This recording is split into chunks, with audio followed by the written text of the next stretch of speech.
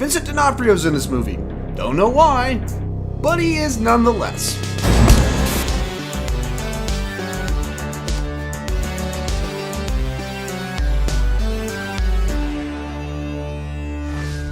So in Rings, there's a videotape, and if you watch it, you have 7 days to make a copy and get someone else to watch it, or else you die.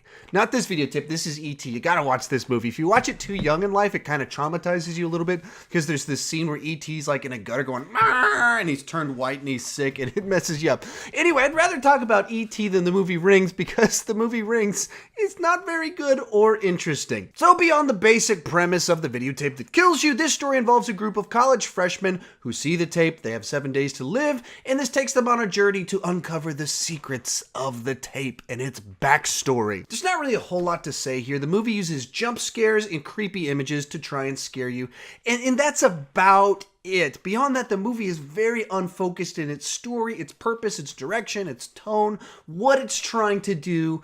It's kind of all over the place. And by lack of focus, what I mean is like the first scene of the movie feels like it's a deleted scene from a Final Destination movie.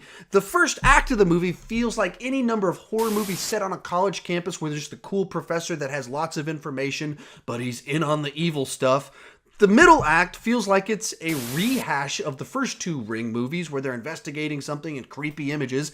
And then you go into the third act and it's like we're in the movie Don't Breathe out of nowhere. We're just kind of all over the place. And it's weird because it's from the writer, Akiva Goldsman, who wrote A Beautiful Mind and won an Oscar for it. Now, other guys worked on the script, but he is a credited writer. Like the credits started at the end and I saw his name and I went, no, it's not. There's no way it's that guy that won the Oscar. No, it is. It's that guy.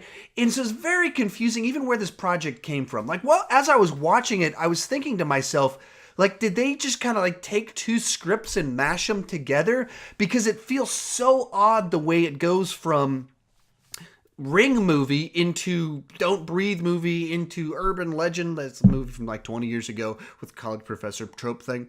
I mean, it just felt like all these stories mashed together out of nowhere. It's very, very odd mix of things. And even though you got some familiar faces in here like Vincent D'Onofrio and one of the girls from Friday Night Lights, it's not good. The acting's not good, and the dialogue, written by an Oscar winner, is shockingly terrible at certain points in time and almost unbearable as you're watching someone say stuff like, hard to sleep on a plane, right? I mean, you just hear it and you're like, ugh, people, what is this? Like, who wrote that? But with any movie, if the movie does what it's supposed to do, you can forgive the bad acting, the bad script, the goofiness of it, if it does what it's supposed to do. So an action movie, if it's got great action, you can overlook bad acting. A comedy, if it has no story, you can look over it if you're laughing. And in a scary movie, you can look over all of that if you're scared.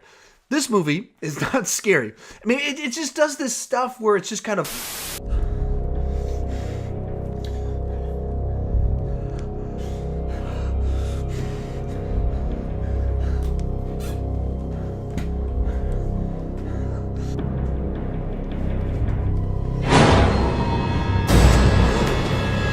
That's where every scare in this movie comes from. The music's going,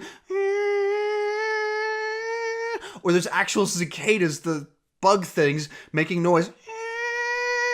And then the images are kind of creepy, and then suddenly it just jumps to something that's supposed to scare you, and it's loud and it's jarring, and that's not actually scaring you. That's called a jump reflex. Your body does that when something startling happens. It's a startle reflex. It's hilarious when you do it to newborn babies. They actually go like this. That's when I had kids that were under the age of 6 months. That's pretty much the only way I entertained myself was by scaring them.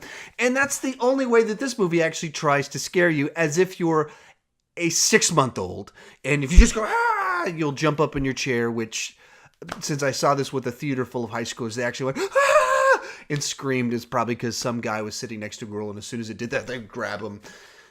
That's what this movie is like. I don't have much more to say about it. It's not a good movie. It's creepy images. Some of the images look kind of cool. That's about the only good thing I can say about it.